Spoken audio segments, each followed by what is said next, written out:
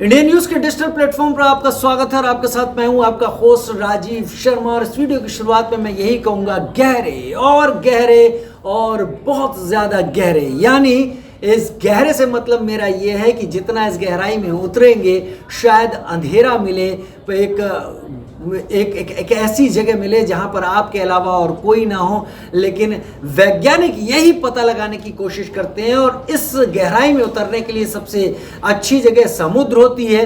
तो वैज्ञानिक इस समुद्र में भी उतरे। अब तक जो दुनिया की सबसे गहरी जगह मानी जाती है वो है मारियाना ट्रेंच, जो कि प्रशांत महासागर में है और कहा जाता है कि वो करीब 11 किलोमीटर से कुछ ज्यादा गहरी है। और इस मारियाना ट्रेंच में जब वैज्ञानिकों ने एक रोबोटिक ड्रोन को भेजा था और उस ड्रोन ने पता लगाया था, तमाम चीजों को, इसकी गहराई का पता लगाया था, तब उसने 8176 मीटर की गहराई पर, यानी 8 किलोमीटर से कुछ ज्यादा गहराई पर एक मछली को देखा था। और यह वैज्ञानिकों के लिए बहुत बड़े कौतूहल की बात थी कि इतनी गहराई पर मछलियां हैं और उनका जीवन है इतनी गहराई पर, क्योंकि इतनी गहराई पर किसी जीवन का होना आसान नहीं है। एक भारी दबाव में होती है इतनी गहराई में, जो आसपास का वातावरण होता है उस दबाव में जिंदा रह पाना किसी भी ऑर्गेनिज्म के लिए बहुत मुश्किल होता है। लेकिन 8176 मीटर को अब तक की सबसे ज्यादा गहराई माना जा रहा था जहां पर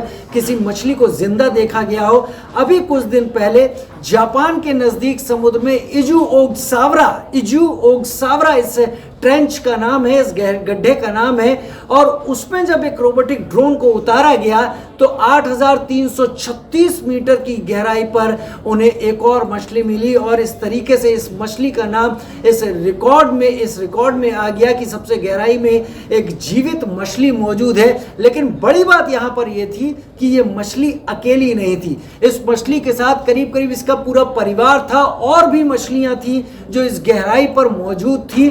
तो ये मछलियां किस तरीके से वहां जीवित हैं, इतने दबाव को कैसे झेल पा रही हैं, ये वैज्ञानिकों के लिए रिसर्च का एक बड़ा सब्जेक्ट हो सकता है। रिसर्च का बड़ा सब्जेक्ट है भी, क्योंकि जो हमने गहराई आपको बताई इससे थोड़ा सा ही ज्यादा अगर बढ़ेंगे तो उतनी ऊंचाई है एवरेस्ट की। जी हाँ, माउंट एवरेस्ट की 8848 मीटर के करीब ऊंचाई है और 8336 मीटर पर यह मछली जिंदा मिली है। तो इतना गहरे पर इस मछली को जिंदा देखा है इन वैज्ञानिकों ने।